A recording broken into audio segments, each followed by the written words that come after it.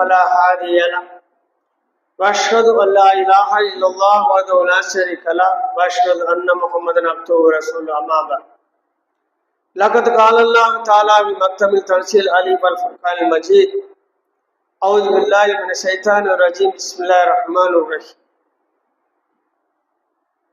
يا ايها الناس اتقوا ربكم الذي خلقكم من نفس واحده فخلق منها زوجها بث منهما رجالا كثيرا ونساء واتقوا الله الذي تساءلون به والارحام ان الله كان عليكم رقيبا يا ايها الذين امنوا اتقوا الله وقولوا قولا سديدا ويصلح لكم اعمالكم ويغفر لكم ذنوبكم ويطيع الله ورسوله فقد فاز فوزا عظيما يا ايها الذين امنوا اتقوا الله حق تقاته ولا تموتن الا وانتم مسلمون اللهم صل على محمد وعلى ال محمد كما صليت على ابراهيم وعلى ال ابراهيم انك حميد مجيد اللهم بارك على محمد وعلى ال محمد كما باركت على ابراهيم وعلى ال ابراهيم انك حميد مجيد அளப்பெரும் கருணையாளன் அல்லாஹ்வினை போற்றியவனாக புகழ்ந்தவனாக இந்த ஜும்மாவின் உரையை ஆரம்பம் செய்கின்றேன். கண்ணியமும் பரக்கத்துக்கும் மிகுந்த இந்த ரமலான் மாதத்தினுடைய இறுதி ஜும்மாவிலே நாம் எல்லாம் வீற்றிருக்கின்றோம். ஏறத்தாழ ஒரு சில நாட்களே இருக்கின்றன இந்த ரமலான் நம்மை விட்டு பிரிவதற்கு. இந்த ரமலான் மாதத்தை நாம் சரியாக பயன்படுத்தி கொண்டோமா அல்லது வழக்கம் போல பரபரப்புகளுக்கு மாத்திரமே ஆக்கி கொண்டோமா என்று நாம் பார்க்க வேண்டும். பயன்படுத்திக் கொள்ளுதல் என்பது வேற, பரபரப்பு என்பது வேற. ரமலான் வந்துட்டு அதை செய்யறோம் இதை செய்யணும் சொல்லுவாங்க, அமல் செய்யறோமாங்கிறத பத்தி பேச்சிருக்காங்க. அமலும் அமல் சார்ந்த திட்டங்களும் தான் ரமலானை நாம் பயன்படுத்தி கொள்ளும் விதம். இந்த ரமலானை பொறுத்த வரைக்கும் நமக்கு என்ன ஒரு பெரிய லாபகரமான விஷயம் சொன்னா, ரெண்டு வகையான ஒரு சாத்தியக்கூறுகள் நமக்கு லாபம் அடைவதற்கு. ஒன்று, அல்லாஹ்வின் புறத்தில் இருந்து இதர மாதங்களை விட இந்த மாதம் கண்ணிமிக்க மாதமாக, பாதுகாப்புக்குரிய மாதமாக, பரக்கத்து நிறைந்த மாதமாக, என்னும் அருளுக்குரிய மாதமாக தேர்வு செய்யப்பட்ட மாதம். இந்த மாதத்தில் நாம் செய்யும் ஒரு பணியை அடுத்த மாதத்தில் நம்மால் செய்ய இயலாது.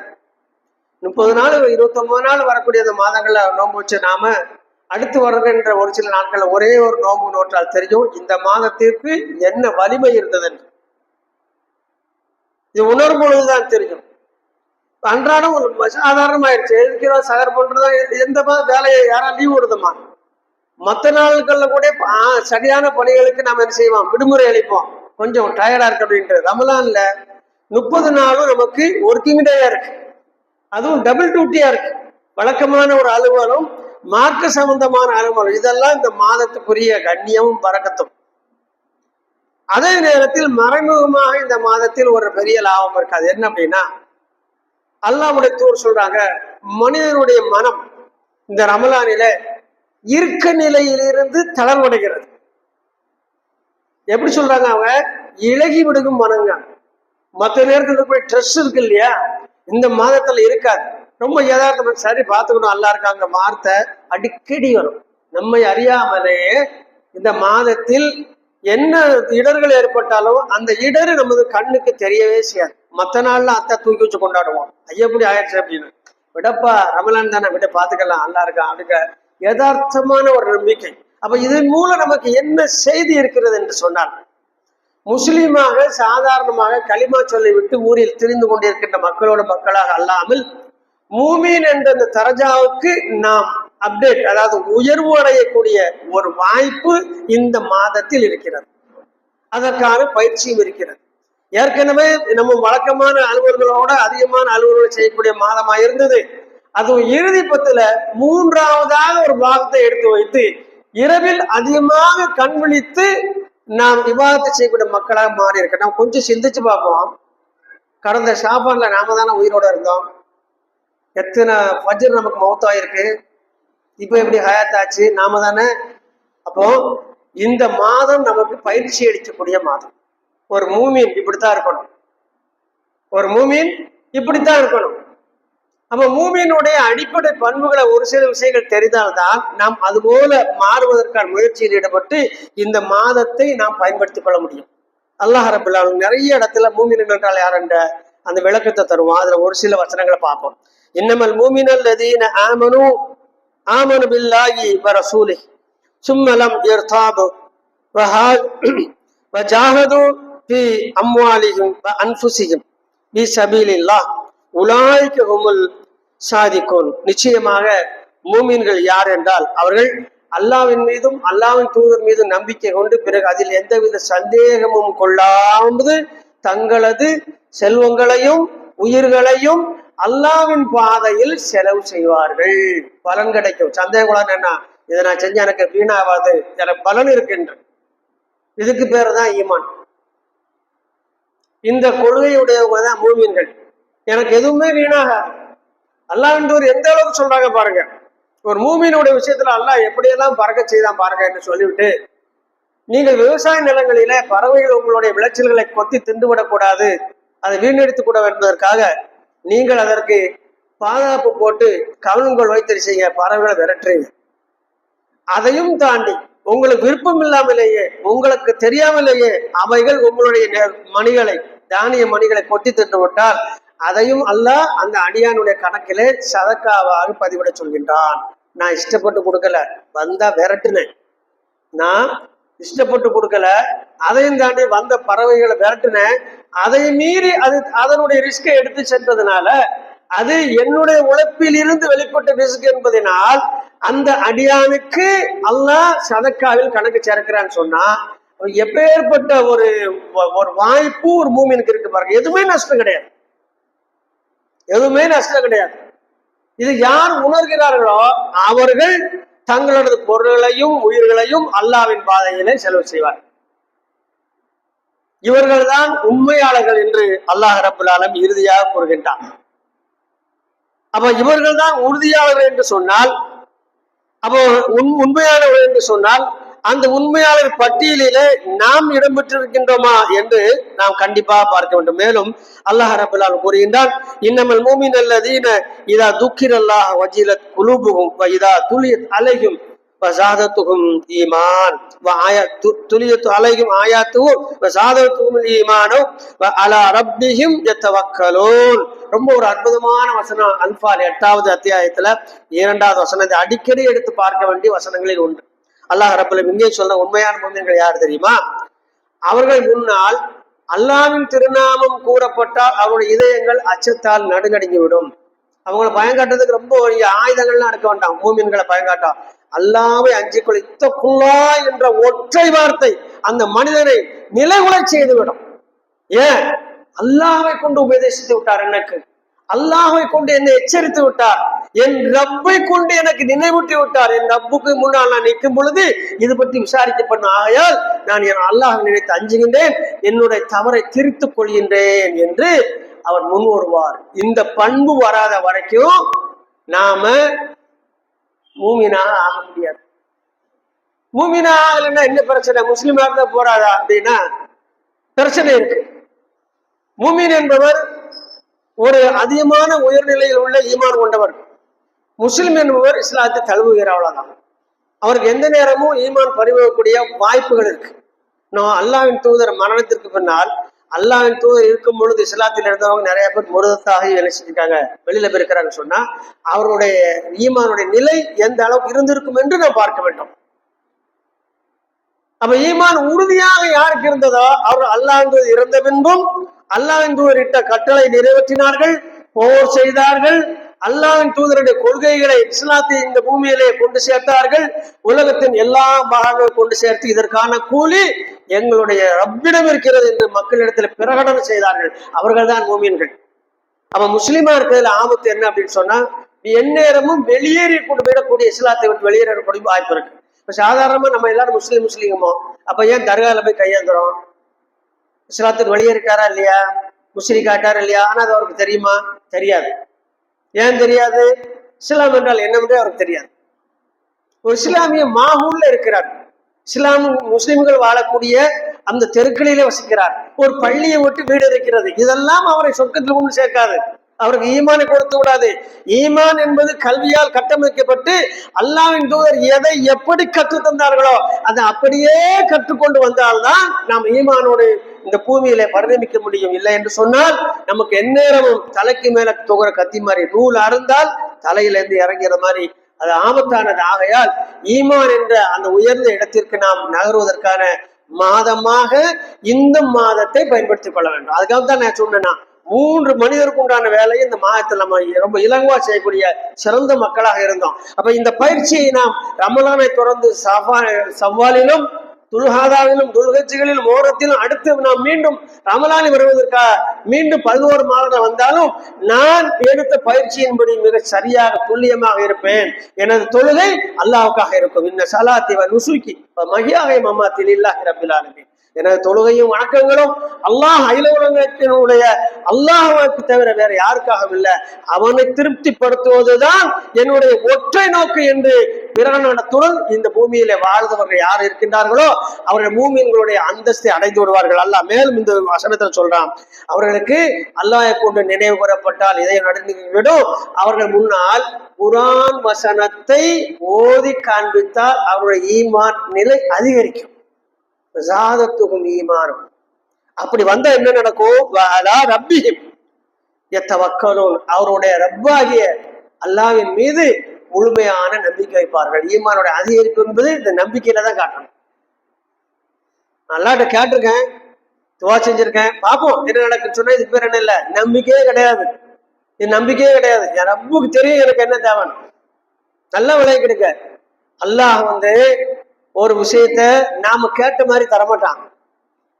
நாம கேட்டதை விட சிறந்ததை தருவான். இது அல்லாஹ்வுடைய மிகப்பெரிய ஒரு பிரதானமான பண்புகள்ல ஒண்ணு.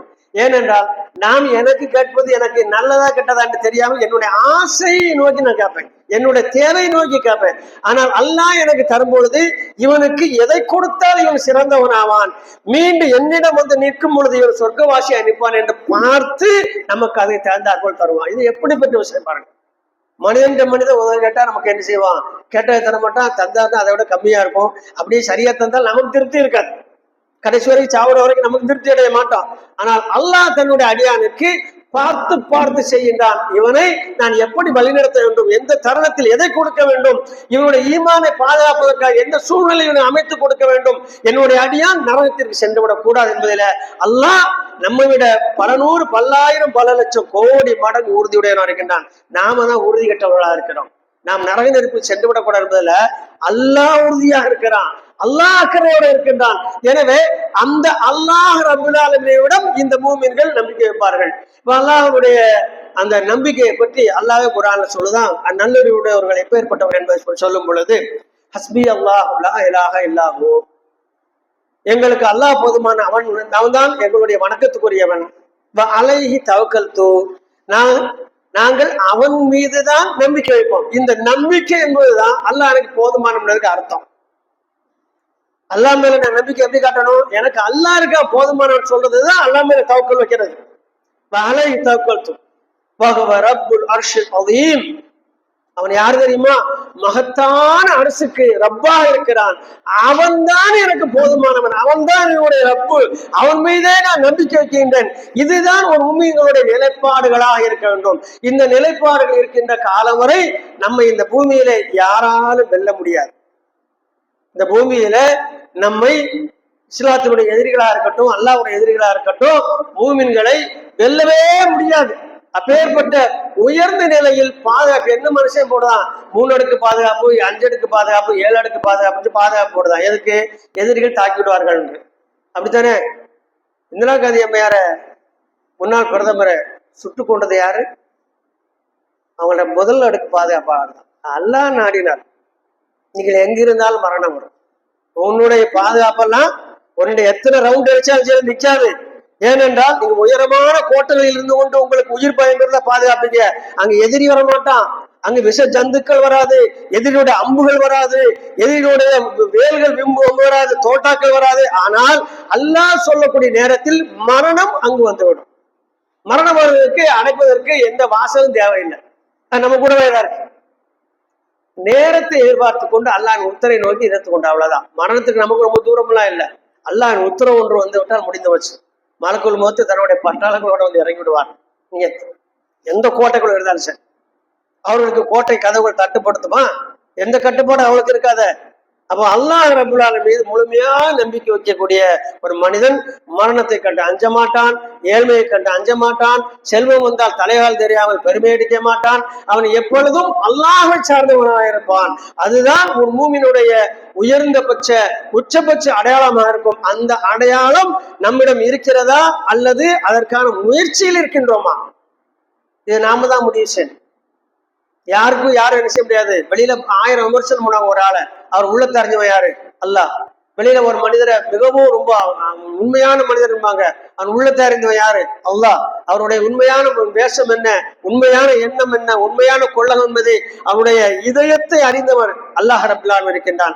ஆகையால் நாம் நம்ம ரப்பின் முன்னால் நிற்கும் பொழுது, ரப்பே என்னுடைய இதயத்துல என்ன இருந்ததுன்னு உனக்கு தெரியும் என்று ஈசா அலைஹிஸ்ஸலாம் அவர்கள் சொன்னது போல அல்லாஹ்விடம் நிராயுத பாணியாக சரணாகதியாக சஜ்ஜாவில் எழக்கூடிய அந்த நிலைமையில் நாம் இருப்பதற்கு நாம் தகுதி வளர்த்துக் கொள்ள வேண்டும்.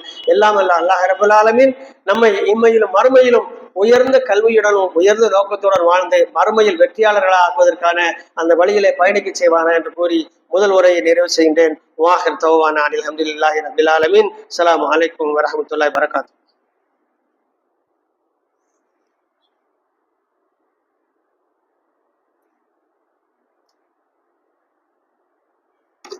அல்ஹம்துலில்லாஹ். அன்புக்குரிய அல்லாஹ்வின் நல்லடியார்களே, அருமை சகோதரர்களே, ஈமானுடைய உறுதியை இந்த பூமியிலே நாம் காட்ட வேண்டும். அல்லாஹ்விடத்தில் அல்லாஹ்வுக்கு தெரியும் இந்த பூமியில நாம் மூமின் தான் என்பது காட்டுவதற்கு அல்லாஹ் சொல்லக்கூடிய அடையாளங்கள். இன்னமல் மூமின் அல்லதீன் என்ற ஆரம்பித்த இந்த வசனத்துக்கு அடுத்து அவர்கள் எப்பேற்பட்டவர் என்று சொன்ன அல்லாஹ், இதா துலியத்து அலைஹிம் ஆயாத்துஹு ஸாதத்துஹு ஈமானஹு யதவக்கலுல்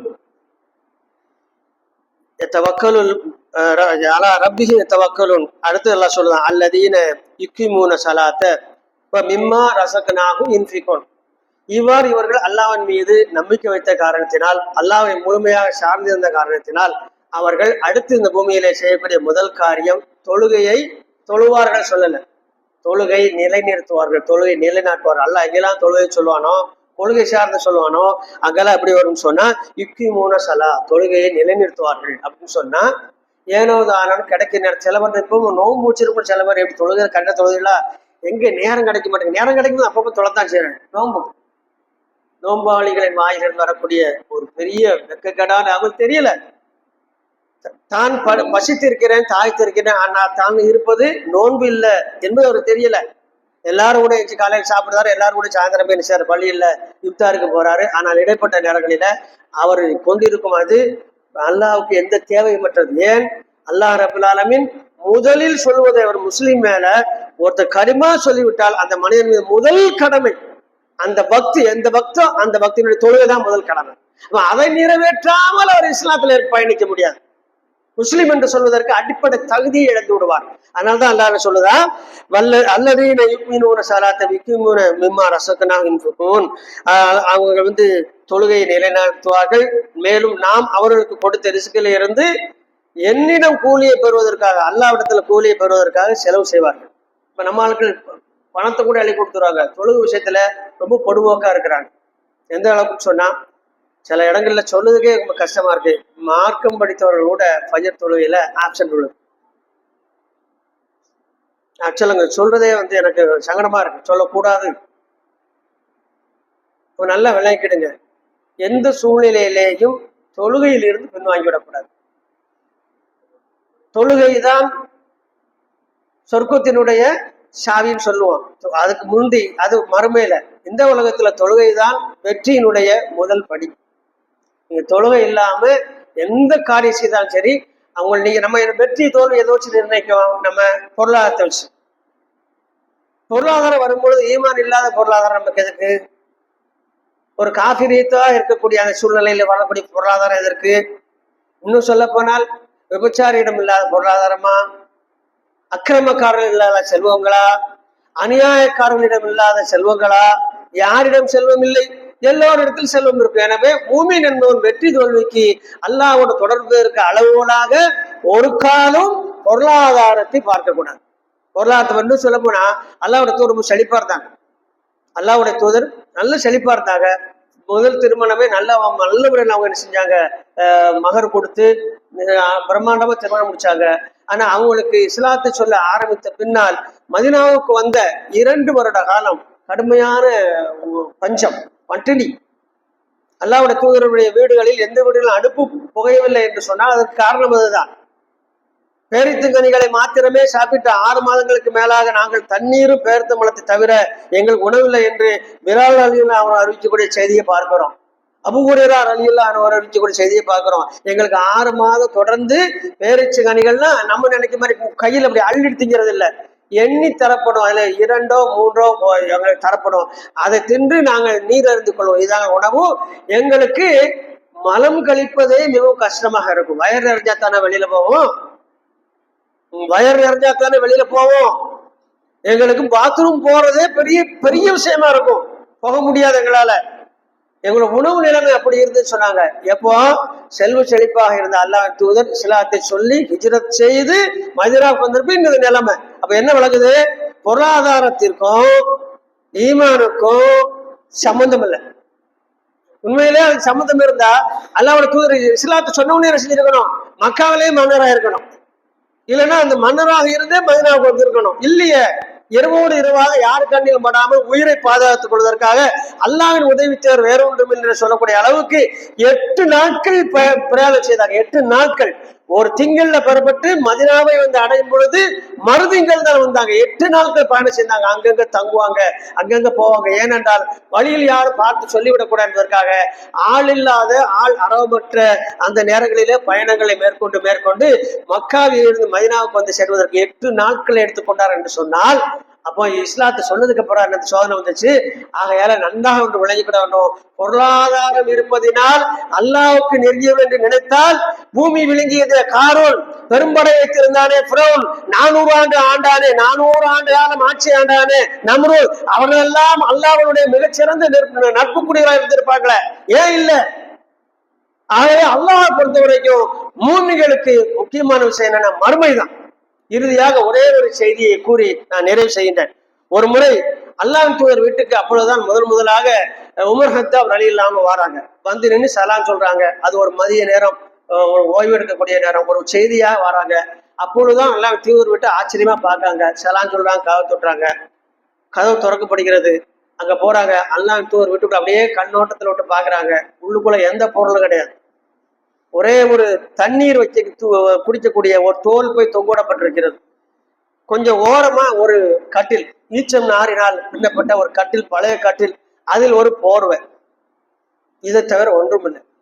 இதை பார்த்து விட்டு என்ன விஷயமா வந்து உட்காருங்க என்று சொல்லும் போது உமர் கத்தாப் ரலியல்லாஹு அவங்க அழுது கொண்டே அமர்ந்தார்கள்.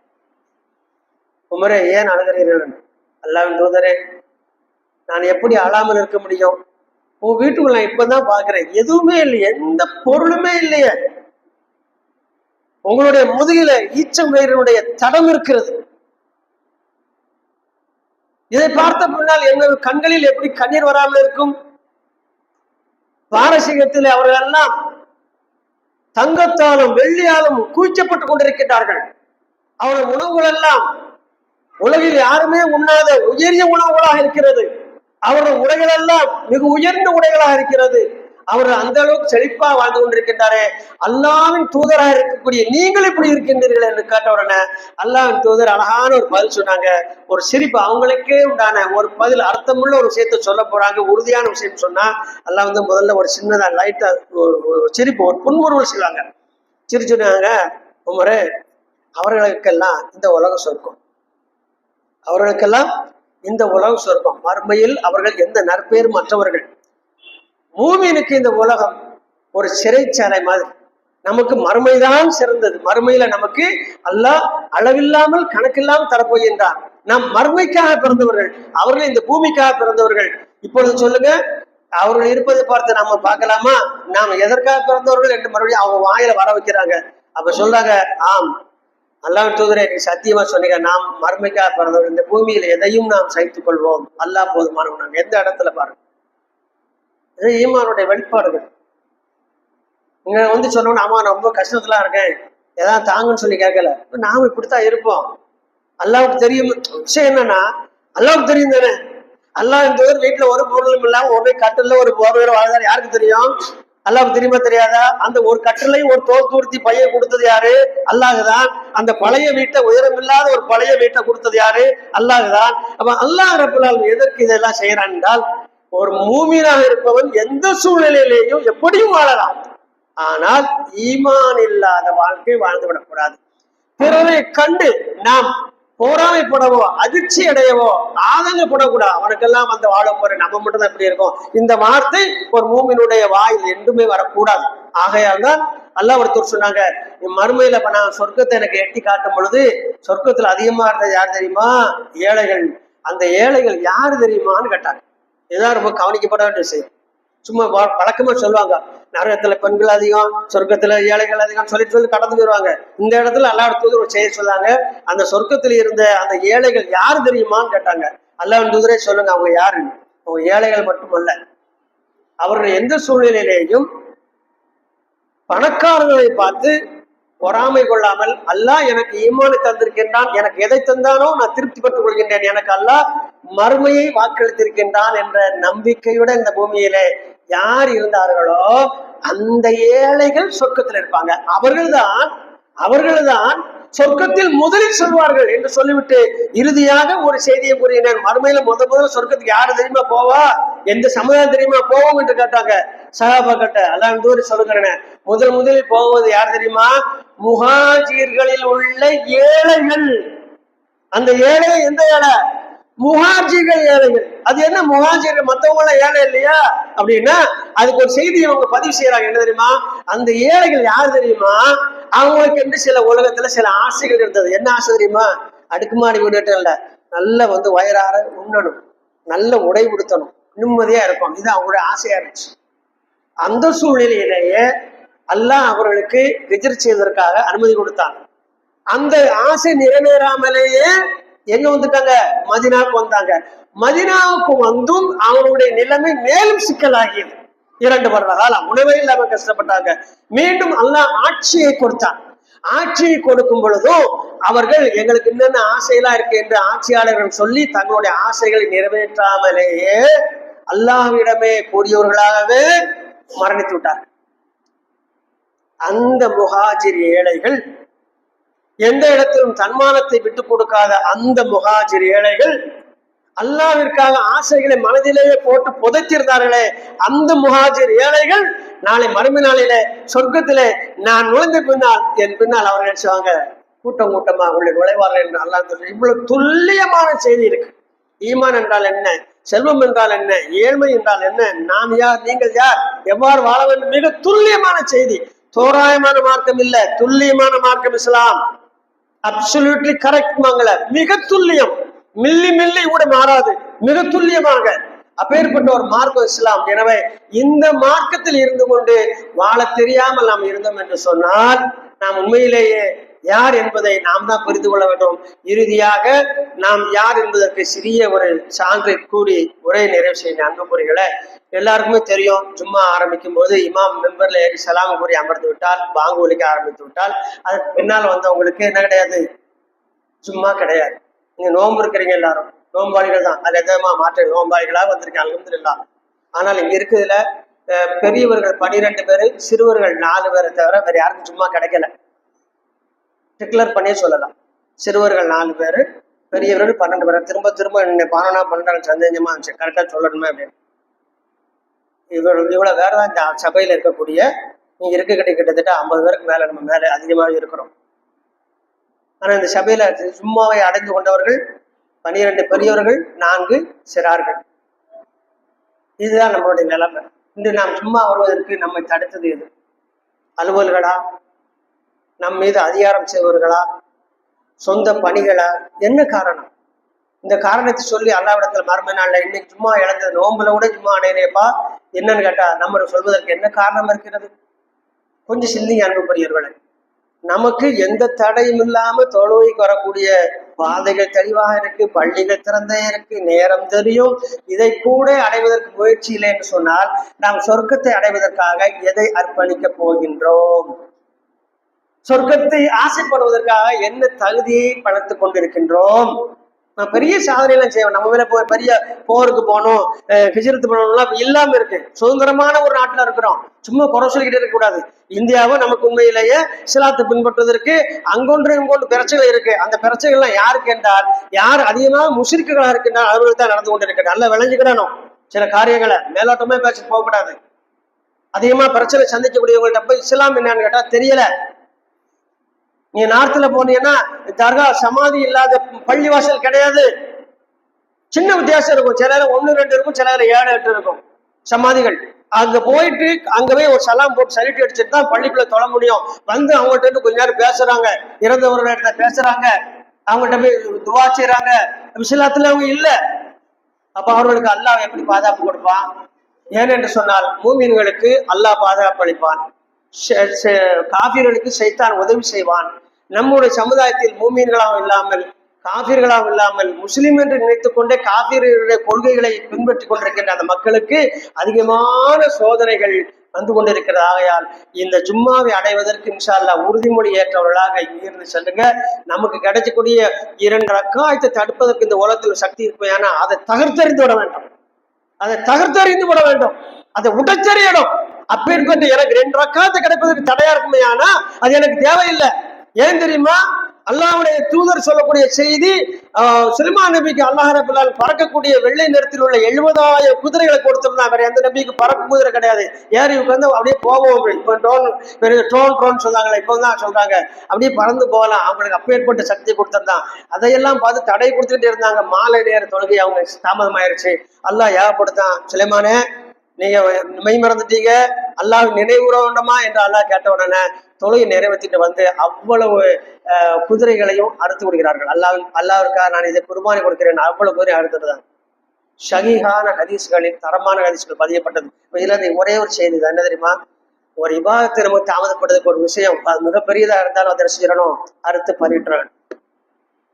அப்பேற்பட்ட ஒரு அலுவல்களோ, அப்பேற்பட்ட ஒரு செல்வமோ, அப்பேற்பட்ட உறவோ நமக்கு தடையாக இருந்தால் அதை தகர்த்தெறிய வேண்டும் ஒழிய 2 ரக்காத்தை இழந்து விடக்கூடாது என்பதை மீண்டும் மீண்டும் நினைவூட்டியதாக இந்த ரமலான் நமக்கு இன்னும் எஞ்சியிருக்கின்ற நாட்களிலே அதிகமான செய்திகளை கொண்டு வந்து சேர்க்கும். அதை நாம் பெற்றுக்கொண்டு நல்ல முறையில் ஈமானை உறுதிப்படுத்திக் கொண்டு வாழ்ந்தால் உறுதியான ஈமானோடு வாழ்வோம். இல்லை என்றால் உறுதியற்ற ஈமானில் ஒரு நாள் வாழ்வதை விட மரணம் மிக சிறந்தது என்ற சூழ்நிலையில் நாம் வாழ வேண்டும். அதுதான் ஈமானுடைய உயர்ந்த நிலைப்பாடு. எல்லாம் அல்ல அல்லாஹ் ரப்பல் ஆலமீன் ஈமானில் உயர்ந்த சிறந்த மக்களாக நம்மை ஆக்கியுள்ள வேண்டும் என்று பிரார்த்தித்து நிறைவு செய்கின்றேன். வாஹிர் தௌபானா அனில் ஹம்துலில்லாஹி ரப்பில் ஆலமீன். அஸ்ஸலாமு அலைக்கும் வரஹ்மத்துல்லாஹி வபரகாத்துஹு.